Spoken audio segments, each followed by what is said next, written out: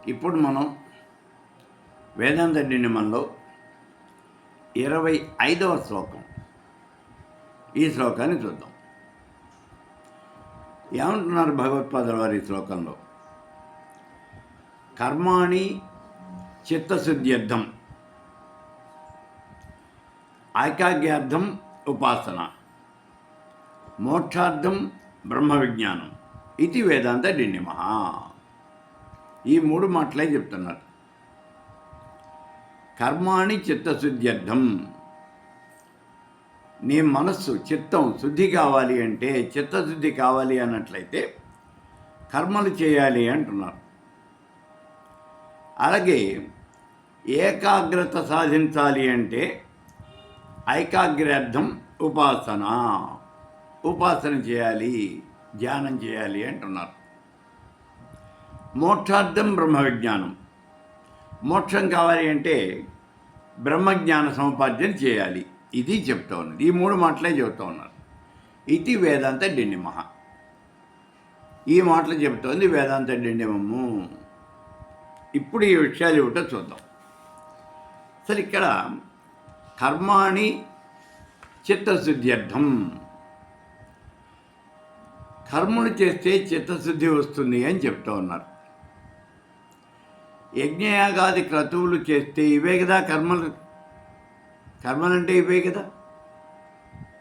అందుకని యజ్ఞయాగాది కర్మలు అంటే క్రతువులు, దాన ధర్మాలు, విద్యాలయాలు కట్టించడం, అన్నసత్రాలు కట్టించడం, అన్నదానం చేయటం, చదువుకునే పిల్లలకి పుస్తకాలు కొనిపెట్టడం, లేదా వాళ్ళకి స్కూల్లో కట్టవలసినటువంటి ఫీజులు కట్టడం, వాళ్ళకి కావలసినటువంటి బట్టలు కొనిపెట్టడం, స్కూల్ డ్రెస్ కొనిపెట్టడం, ఇటువంటి పనులన్నీ కూడా కర్మల కిందకు వస్తాయి. మరి కర్మలు చేస్తే ఏమొస్తుంది? యజ్ఞయాగాది క్రతువులు చేస్తే మోక్షం రాదు, దాన ధర్మాలు చేస్తే మోక్షం రాదు, విద్యాలయాలు కట్టిస్తే మోక్షం రాదు, అన్నసత్రాలు కట్టిస్తే మోక్షం రాదు, అన్నదానం చేస్తే మోక్షం రాదు, చదువుకునే పిల్లలకి ఫీజులు కడితే మోక్షం రాదు, వాళ్ళకి పుస్తకాలు కొనిస్తే మోక్షం రాదు, వాళ్ళకి కట్టుకోవడానికి డ్రెస్సులు కొనిస్తే మోక్షం రాదు. మరి ఏమొస్తుందయ్యా? ప్రతిదానికి మోక్షం రాదు, మోక్షం రాదు, మోక్షం రాదు అంటే మరి ఈ పనులు చేస్తే ఏమొస్తుంది? ఇవన్నీ కూడా కర్మలు. కర్మలు చేస్తే మోక్షం రాదు. మరి ఏమొస్తుంది కర్మ చేస్తే? స్వర్గాది లోకాలు వస్తాయి, పుణ్యలోకాలు వస్తాయి. పుణ్యలోకాలు వస్తే ఏమవుతుంది? ఇటువంటి కర్మలు చేసినటువంటి వాడు పుణ్యం మూట కట్టుకుంటాడు. అలాంటి వాడు మరణానంతరము స్వర్గాది లోకాలకి పోయి అక్కడ తాను చేసినటువంటి కర్మల యొక్క ఫలితం, ఆ సుఖాలు భోగాలు అన్నీ కూడా అనుభవించి కర్మశేషం అనుభవించడం కోసం మళ్ళీ ఈ భూమి మీద జన్మిస్తాడు. అంతే తప్పించి అతడి మోక్షం మాత్రం రాదు. అంటే ఇక్కడ మనం గుర్తించాల్సిన విషయం ఒకటి ఉంది. కర్మలు ఎంత గొప్పగా చేసినప్పటికీ మోక్షం మాత్రం రాదు. మరి ఏమొస్తుంది? స్వర్గాది సుఖాలు మాత్రమే వస్తాయి, స్వర్గాది లోకాలు మాత్రమే వస్తాయి. అక్కడ ఇతను చేసినటువంటి కర్మకి సరిపోను అన్ని రకాలైనటువంటి సుఖాలు భోగాలు అనుభవించి మళ్ళీ కర్మశేషాన్ని అనుభవించడం కోసం ఈ భూలోకంలో జన్మిస్తాడు. అంతే. అంటే కర్మ గనక చేసినట్లయితే పునర్జన్మ, ఉత్తమమైనటువంటి జన్మ లభిస్తుంది. ఈసారి జన్మించేటప్పుడు బాగా ధనవంతుల ఇంట్లో, చదువుకున్నటువంటి వాళ్ళ ఇంట్లో, పేరు ప్రతిష్ట గౌరవము కీర్తి ఇవన్నీ ఉన్నటువంటి వాళ్ళ ఇంట్లో జన్మించడం జరుగుతుంది. ఈ లోకంలో ఒక గొప్పవాడుగా జన్మించడం జరుగుతుంది. మీరు కర్మలు చేస్తే ఏదో మనకి ఫలితం రాదు అంటున్నారు అని అలా అనుకోవద్దు. కర్మలు చేస్తే మోక్షం రాదు అంతే, ఫలితం రాకపోదు. చూడండి, మన ఇంట్లో పెద్దవాళ్ళు చెప్తూ ఉంటారు, ప్రత్యేకించి ఆడవాళ్ళు చెప్తూ ఉంటారు ఒక మాట, పూజ కొద్దీ పురుషుడు, దానం కొద్దీ బిడ్డలు అనే మాట చెప్తూ ఉంటారు. మనం గత జన్మలో మంచి పూజ కనుక చేసుకున్నట్లయితే ఈ జన్మలో వచ్చేటువంటి భర్త చాలా మంచివాడు, గొప్పవాడు, ఉత్తముడు దొరుకుతాడు అని.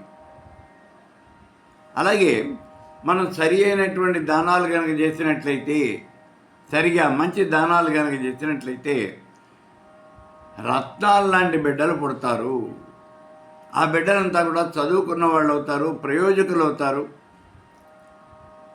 తమకు తాము ఉపయోగపడతారు.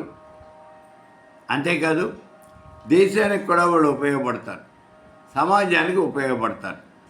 అటువంటి బిడ్డలు కలుగుతారు. ఎప్పుడు మంచి దానాలు కనుక మనం చేసినట్లయితే ఇది మనం కర్మ చేస్తే వచ్చే ఫలితం. స్వర్గాది లోకాలు అనుభవిస్తారు, బాగానే ఉంది. అనుభవించిన తర్వాత కర్మశేషం అనేది ఇలా ఉంటుంది. నువ్వు ఉత్తమమైనటువంటి జన్మ ఎత్తుతావు, అలాగే నీకు పుట్టబోయే బిడ్డలు కూడా మంచివాళ్ళు, గొప్పవాళ్ళు, వాళ్ళే జన్మిస్తారు. అంతేగాని దుర్మార్గులు ఎప్పుడూ కూడా జన్మించరు. ఈ విషయాన్ని మనం గుర్తించాలి. ఇవాళ రోజున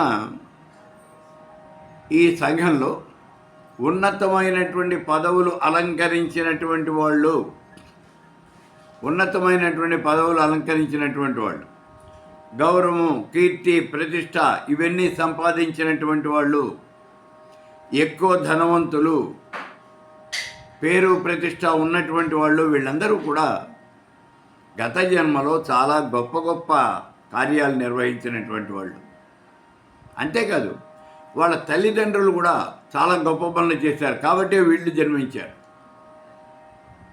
కాబట్టే వీళ్ళు పుడతారు. ఇది మనకి కర్మలు చేస్తే వచ్చే ఫలితం. ఇప్పుడు ఇక్కడ ఇంకో విషయం ఏమంటే, మనం స్నానం చేసాం, వచ్చాం, అద్దం ముందు నుంచి తలకాయ దూకుంటున్నాం. ఆ అద్దం సరిగా కనిపించట్లా, అద్దంలో మన ప్రతిబింబం సరిగా కనిపించట్లా. ఎందుకని? అద్దం అంతా బాగా దుమ్ము కొట్టుకుపోయింది. ఇప్పుడు మకిలగా ఉన్నటువంటి దుమ్ము కొట్టుకుపోయినటువంటి ఈ అద్దంలో మన యొక్క ప్రతిబింబము అనేది సరిగా కనిపించదు.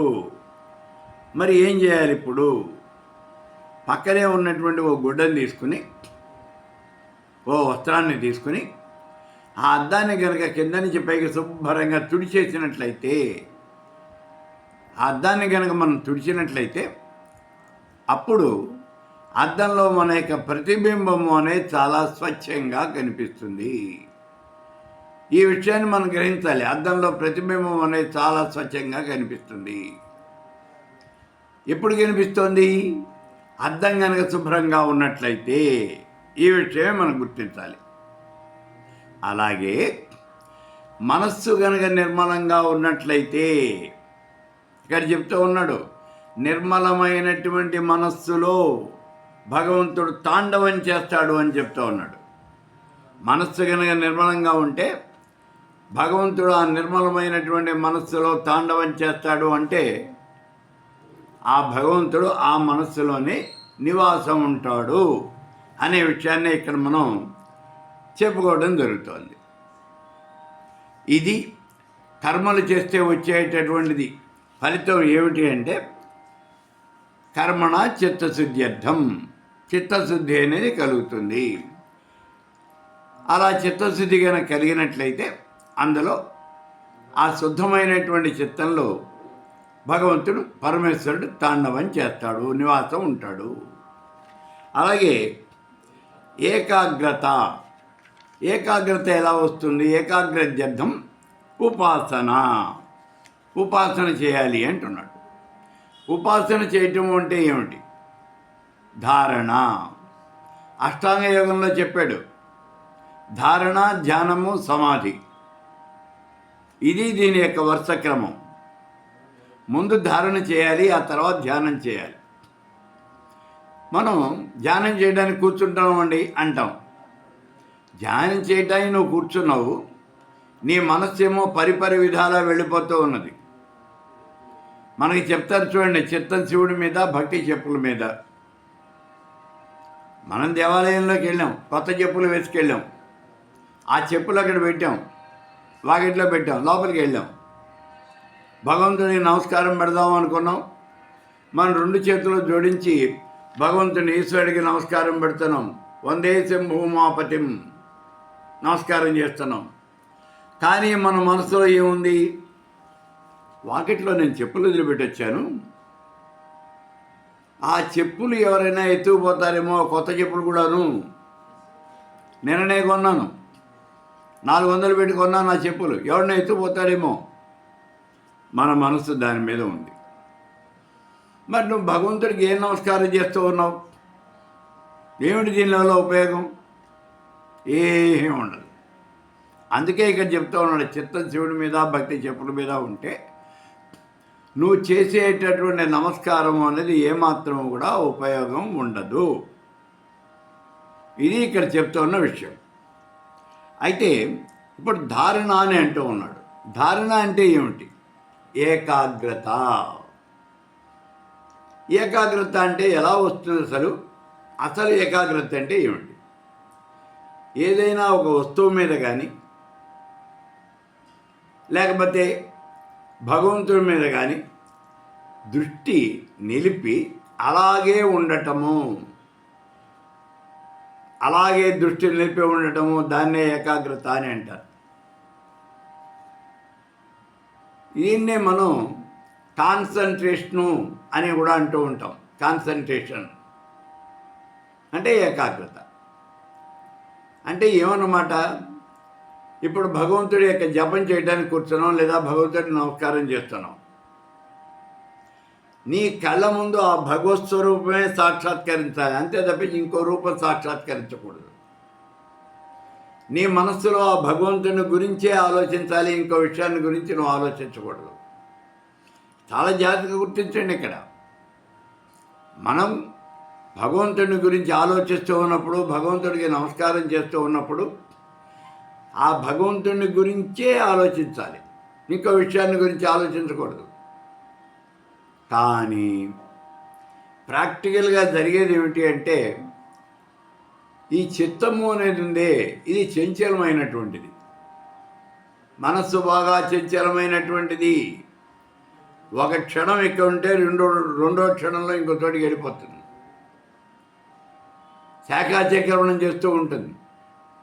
కోతి ఒక చెట్టు కొమ్మ మీద నుంచి ఇంకో కొమ్మ మీద, ఒక కొమ్మ మీద నుంచి ఇంకో కొమ్మ మీదకి ఎలా అయితే దూకుతూ ఉంటుందో, అలాగే ఈ మనస్సు కూడా ఒక విషయం మీద నుంచి ఇంకో విషయం మీద దూకిపోతూ ఉంటుంది. అంటే అన్ని రకాలైనటువంటి విషయాలని గురించి ఆలోచిస్తూ ఉంటుంది. అంతేగాని దేని మీద కూడా స్థిరంగా ఉండదు. దేని మీద స్థిరంగా ఉండదు. ఇది మనకు వచ్చేవంటి ఇబ్బంది. అందుకని ధ్యానం చేయదలుచుకున్నవాడు ముందు ఏం చేయాలంటే ధారణ చేయాలి. ధారణ అంటే దేని మీదైనా సరే ఒక వస్తువు మీద, ఒక విషయం మీద నీ మనస్సును నిలపడము. అది మనం చేయవలసిన పని. ఒకే దాని మీద నీ మనస్సును నిలపాలి. ఒకే దాని మీద నీ మనస్సును నిలపాలి అంటే ఏం చేయాలి? ఎలా నిలుస్తుంది? దానికి అనేకమైన పద్ధతులు ఉన్నాయి. చిత్తంలో ఏకాగ్రత సాధించడం అనేది అంత తేలికైనటువంటి విషయం ఏం కాదు. ఏకాగ్రత సాధించావు అంటే నువ్వు అన్నీ సాధించినట్టే లెక్క. అది అంత కష్టమా అండి? అంత కష్టము కాదు. నీకు చేతనైతే అది అంత కష్టం కాదు. చేత కాకపోతే చాలా చాలా అత్యంత కష్టమైనటువంటిది ఆ ఏకాగ్రత అనేది సాధించడం. నీకు చేత అయితే అదేం పెద్ద కష్టమైనటువంటి పని కాదు. ఏం చేయాలి? ఎలా వస్తుంది ఏకాగ్రత అనేది? ఓ దేవుడి విగ్రహం ముందు కూర్చో, నువ్వు కూర్చున్నటువంటి గదికి తలుపులన్నీ వేసేసుకో, ఆ విగ్రహం ముందు కూర్చో, ఆ విగ్రహాన్ని తదేకంగా అలా చూస్తూ ఉండు. ఇప్పుడు కళ్ళు మూసుకో. ఇందాక కళ్ళు తెరిచి ఉన్నప్పుడు నీకు ఏ రూపం అయితే కనిపించిందో అదే రూపం నువ్వు కళ్ళు మూసుకున్నప్పుడు కనిపించాలి. కళ్ళు తెచ్చుకుంటే ఏ రకమైన రూపం నీకు కనిపించిందో కళ్ళు మూసుకున్నా కూడా అదే రూపం ఇక్కడ నీకు కనిపించాలి. కనిపిస్తుంది. ఎంతసేపు కనిపిస్తుంది? 2 క్షణాలు. మళ్ళీ ఆ రూపం పక్కకి వెళ్ళిపోతుంది.